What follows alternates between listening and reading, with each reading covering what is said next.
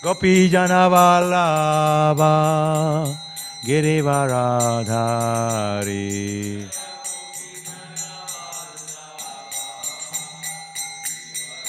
Dasodanandana Brajajana Ranjana Dasodanandana Brajajana Ranjana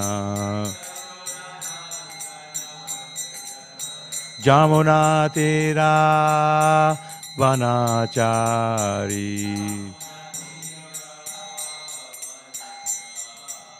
Jamuna Tira Vanachari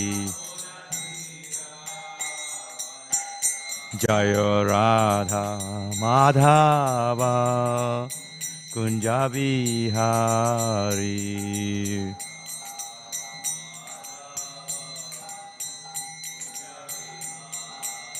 Jaya Radha Madhava Kunja Vihari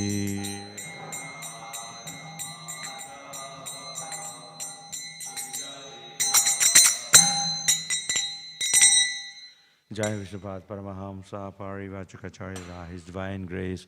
Shila A.C. Bhaktivedanta Swami Shila Prabhupada ki jai, Shila Prabhupada ki jai, Ananta Koti Vaishnava Vrinda ki jai, Grantara Śrīmad Bhāgavatam ki jai, Nitai Gaur Premanande. All glories to the assembled devotees, all glories to the assembled devotees, all glories to the assembled devotees, glories to Sri Guru and Sri Gauranga, all glories to Shila Prabhupada.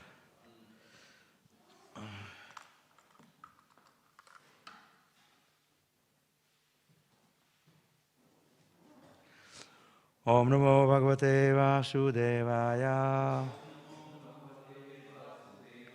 Om Namo Bhagavate Vasudevaya. Om Namo Bhagavate Vasudevaya.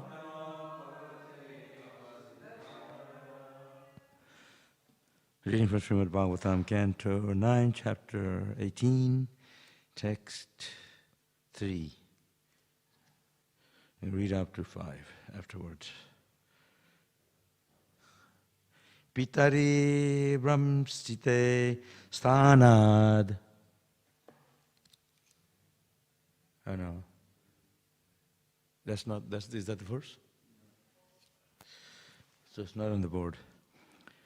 Pitari Brahmiste Sthanad Indriyanya Darshanad Dijai Prapite Jagamaratam Jagaratam Vai Yayatir Abhavan Nipaha. Pitari, when his father Brahmiste was caused to fall down.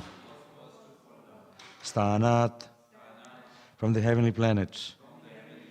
Indranya, of Sachi, the wife of Indra. Darshanat, from offending. Dijahai, by them, upon her lodging a complaint with the Brahmanas. Prapite, being degraded to. Ajagaratvam, the life of a snake. Vai, indeed. Yayati, the son named Yayati. Abhavat, became. Nipaha, the king. Translation. Because Nahusha, the father of Yayati, molested Indra's wife, Sachi, who then complained to Agastya and other Brahmanas. These saintly Brahmanas cursed Nahusha to fall from the heavenly planets and be degraded to the status of a python. Consequently, Yayati became the king.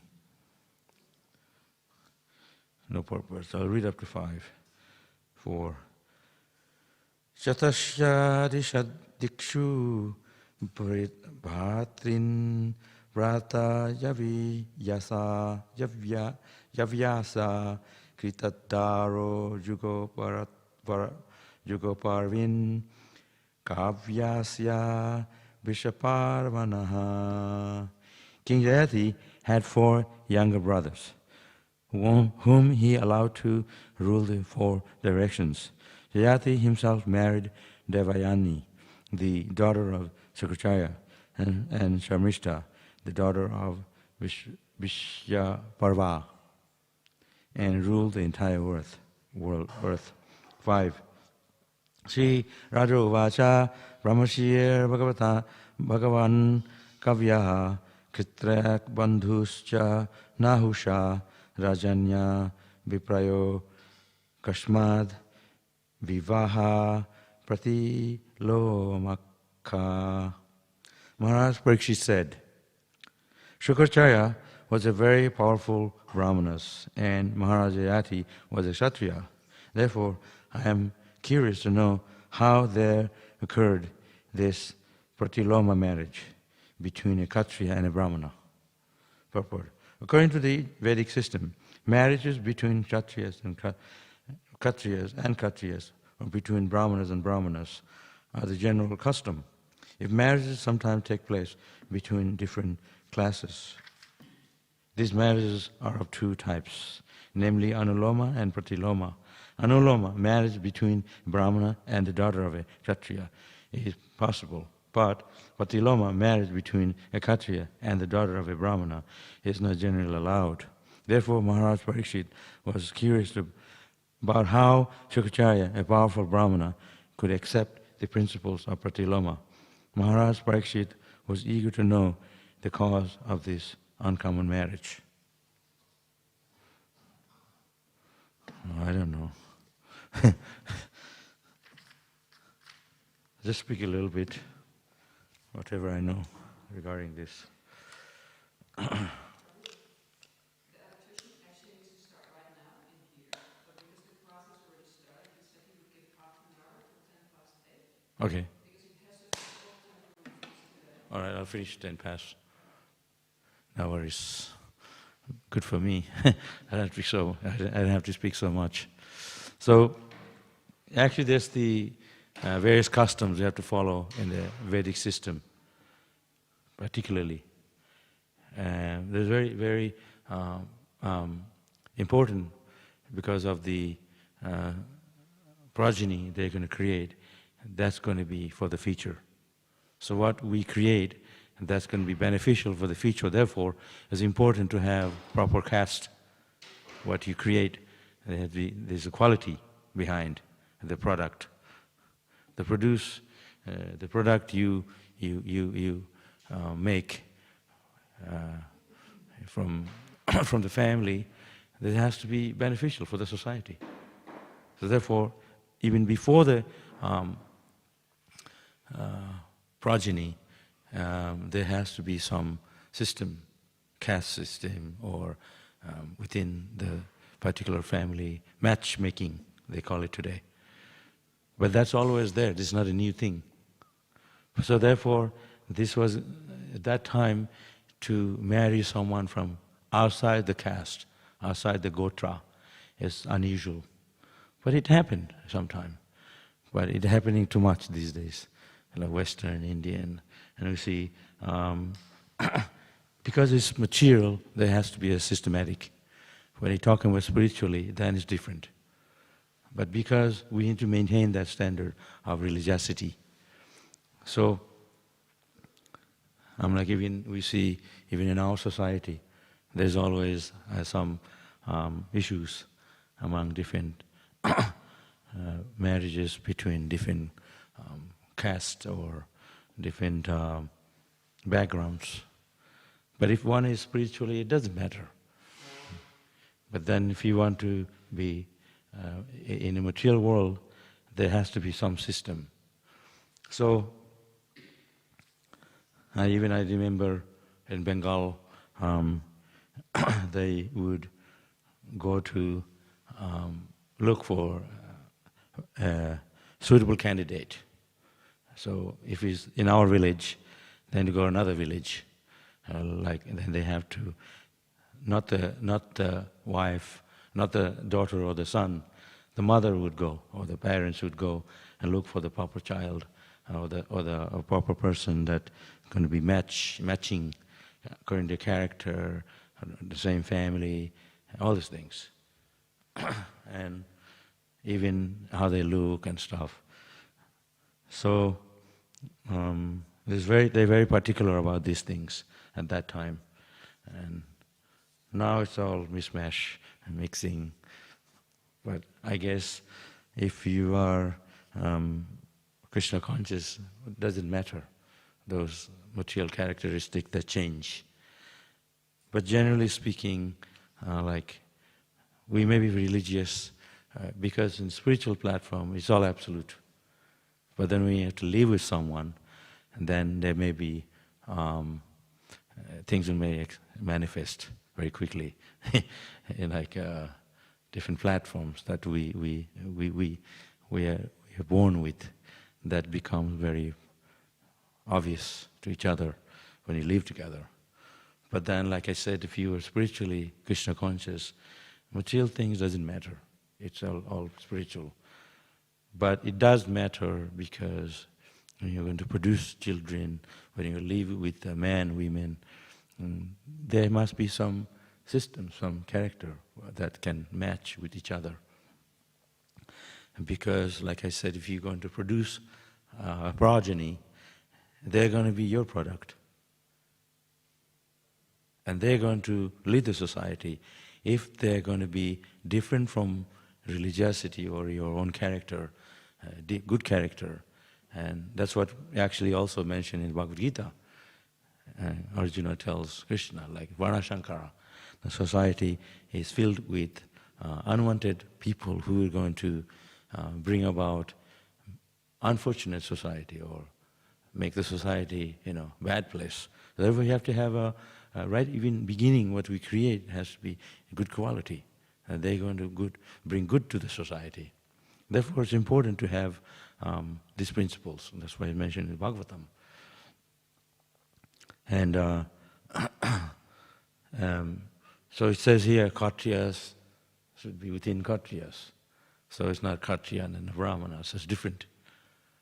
So, like Gujaratis or Bengalis, generally speaking, it's within the race, generally. But we've seen it very much in our society, even today. Like when we have an Indian going with a Western, there's always a conflict of interest, and eventually there is breakup. Not only within India and Western, but also Western for this Kali Yuga. But if we can maintain as much as possible that system that there in the scriptures, follow that system,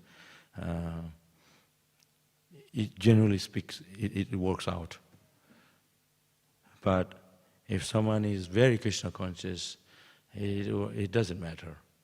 So therefore the husband and wife has to be equally in same platform.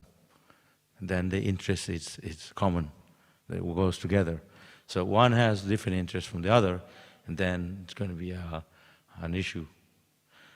That's why we are not going to, it's not like Vedic time when, a wife will follow the husband or the husband will follow the wife. And generally, you have to work together in one interest. And just like when Dhritarashtra was a blind person, but when Gandhari married him, and she didn't know that he is going to be blind. Because nowadays, we see everything in the online. She didn't know that her husband, future husband, going to be a blind person. So when she found out, when they got married, she voluntarily covered her eyes. She said, "Why should I have the privilege to see when her husband is not able to, is blind?"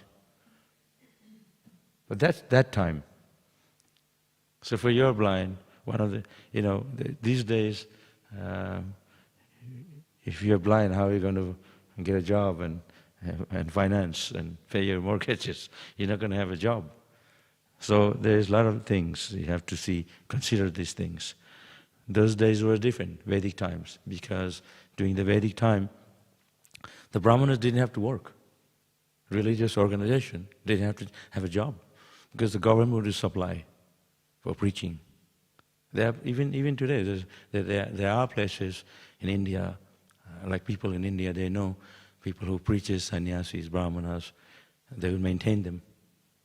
That was the system actually in the government in the Vedic time. So our temple, we didn't have to work. The government will provide. But we have to have funds coming in to maintain our temple, because that system is not there. So similarly, these days, you do have to, if the husband is crippled, or the wife, then it's going to be difficult.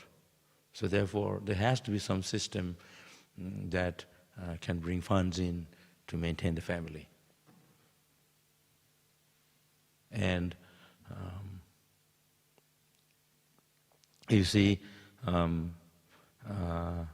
sometimes you see very rich people, particularly in India, very rich people, they always have somebody is disabled. You find that? As far as I know, I've seen it in India, maybe here too. Very rich people, they have one person in the family is disabled, somehow. So that's how karma works. So Krishna also is very merciful. So he arranges in a way that they can maintain them.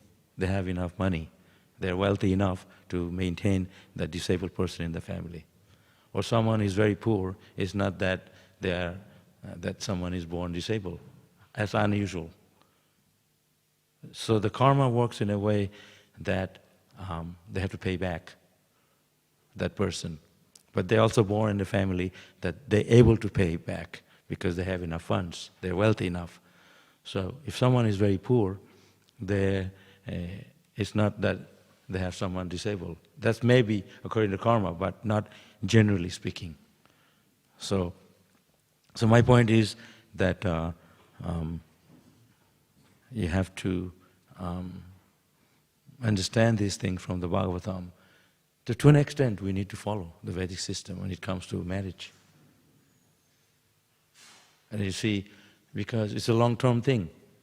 If you're going to just marry for a year or two, break up, that's up to you. That's a different thing. But if you want a long-term marriage, then you need to have the matching character, that you can last it and you can work together, and then there's common interest.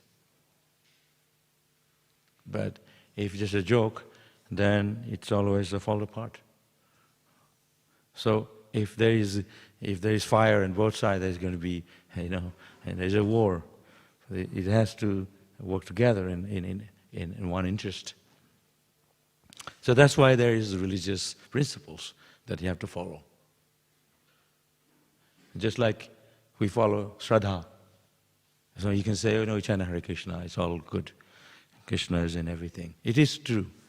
But we also need to follow some system of Shraddha, like pass away and give charity to the Brahmanas, feed the Vaishnavas. There is Shraddha ceremony. Shila Prabhupada, Radha Ballabha. We'll finish soon.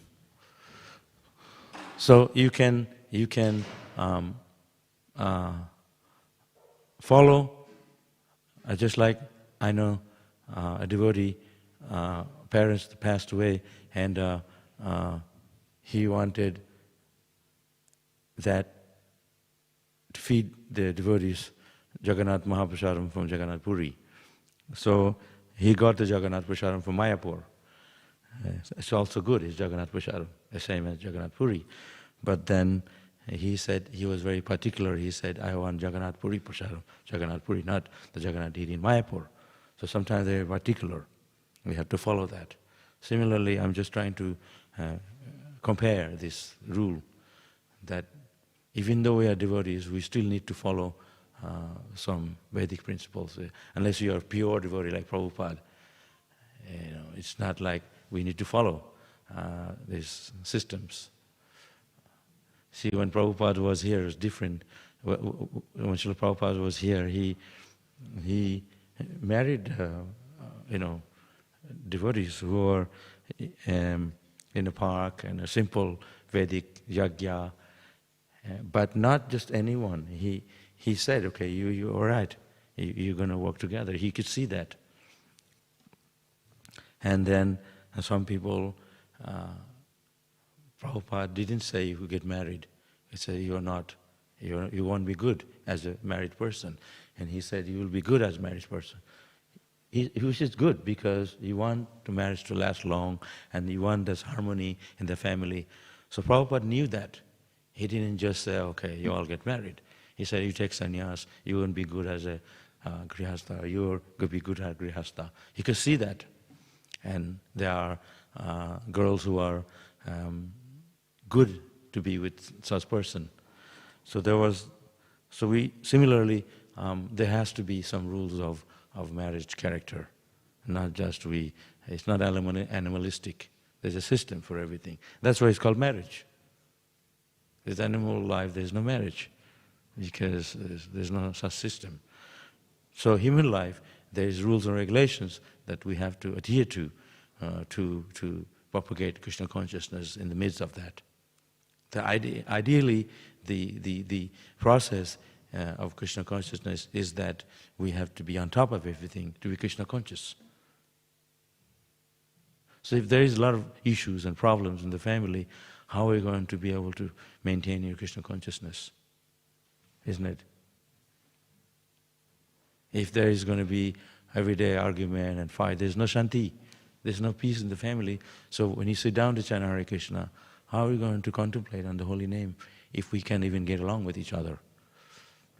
That's why there is marriage system, that matching in the character. It's simple to understand. So that's why here, the story of Anahusha, he was in heavenly planets, and he had an affair with wife of Indra. And this was not a new thing. Even today, this is going on, and too much going on. And even in the government, there's abuse of women and stuff like that. And they don't do nothing about it. They don't have strict rules to protect the women like those days. So usually if you molest a child or somebody, especially someone's wife, they would hang them those days. It's punishment by death. So now they disregard that. It's like put you in jail and then they take you out. There's no real punishment. So therefore, the regulation, the rules are very weak in this age. So especially the society, there must be protection for women. Otherwise, what happened is this Varashankara.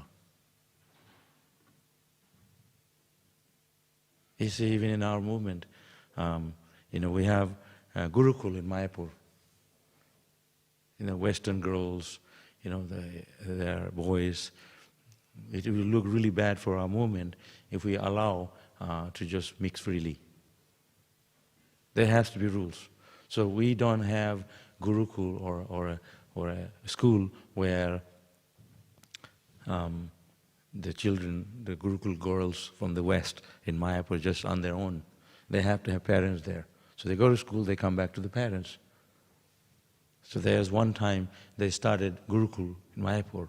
Girls were coming from Australia, young girls in their 16, It all fell apart because there was no, the brahmachari, how they're going to, so therefore there has to be rules.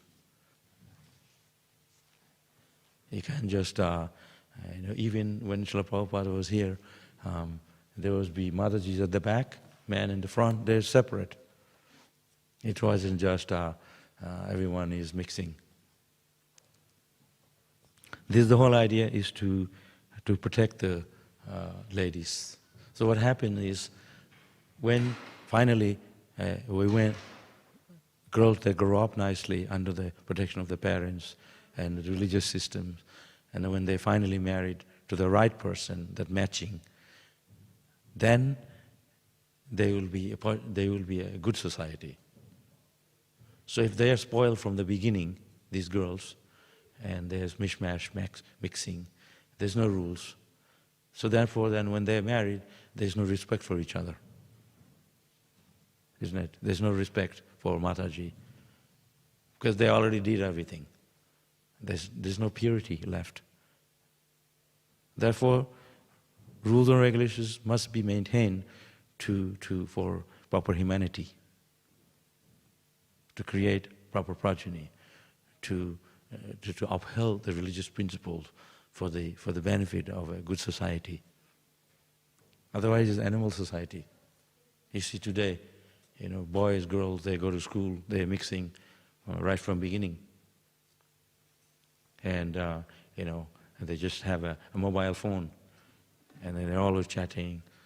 They're not educated from beginning to maintain that spiritual standard. There's no brahmacharya regulations. Same for women. That's why we have brahmacharya ashram, brahmacharya ashram. Why? They have these places in Australia where men and women, they live in the same room. Hostel. Is there bunkers, girls up, men, what is this? So there's no rules and regulations. They don't have any concept of a spiritual standard. So then we get these kind of things today. Women, girls, very young age, they're totally out of it. They don't have any rules and regulations or principles. So proper human life, to be a proper human being, a good person, they maintain religious principles. And there is no religious standard. They have Christian school, they're a bit more strict, but not like the standard we have in the Bhagavatam, the Vaishnavas follow. It's very loose. That's why it's mentioned here. Why is it, Parikshit Maharaj is saying, why is it that, it was among the Kshatriya. It should be Kshatriya. Why Kshatriya choose a Brahmana? So it doesn't match. It was going on at that time, another age. So we follow the rules and regulations coming from that time. But now, people don't follow religious principles. It's Kali Yuga. Yeah. We have to finish soon. Any questions? I had 3 classes before I didn't give. I couldn't make it on time or something or the other.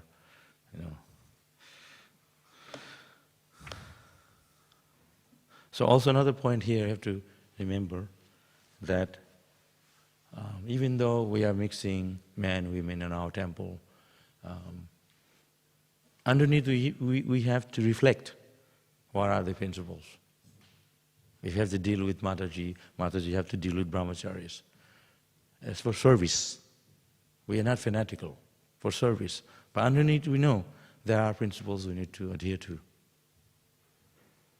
It's not that we can go about and then we meet privately somewhere. That's not allowed. We have to see, for the pleasure of Krishna, for the pleasure of Prabhupada, we need to maintain religious principles. You can do whatever you like.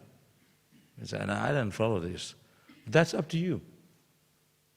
But then if you really want to follow religious principles to please Krishna, because when you break the religious principles, you're displeasing God and Guru. Illicit activities. That's why we have to be very strict with ourselves. For service, we can talk to a Mataji if we have to, but not to the extent that we fall love for it, materially. That is not, you're breaking the rules. So everything is systematic. Srila Prabhupada, he wanted us to follow 4 principles. We need to maintain that. Otherwise it becomes watered down principle. If we have all the married ladies here, and I have to work with them in the kitchen or somewhere or the other. But you can be friend, talk as a Vaishnavis with respect, but not to an extent when you indulge in a material way. Then it's become a sinful activity. So you have to all be mindful ourselves, and that we need to keep that in mind, that we are here as Vaishnavas, we are devotees of Krishna. We have a higher principles of loving Krishna. We are not here to just do whatever we like. We're not a material world, in a hostel.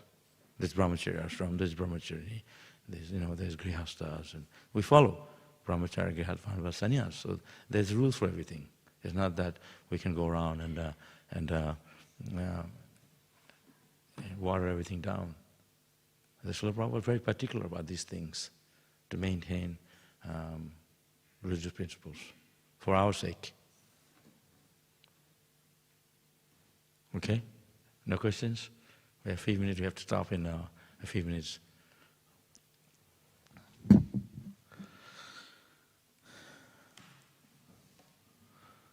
I wish I had more time we can speak on this, because there's a lot of things we can talk about, these things, and from our time. I grew up in ISKCON, and I have many stories. How, I was like brahmachari and all the things. So there's so many things we can relate to in this philosophical talk here in the Bhagavatam, to relate to this story. We can connect through these stories for our understanding. Yeah. Okay. Thank you. Hare Krishna. We have to finish because they have to work here.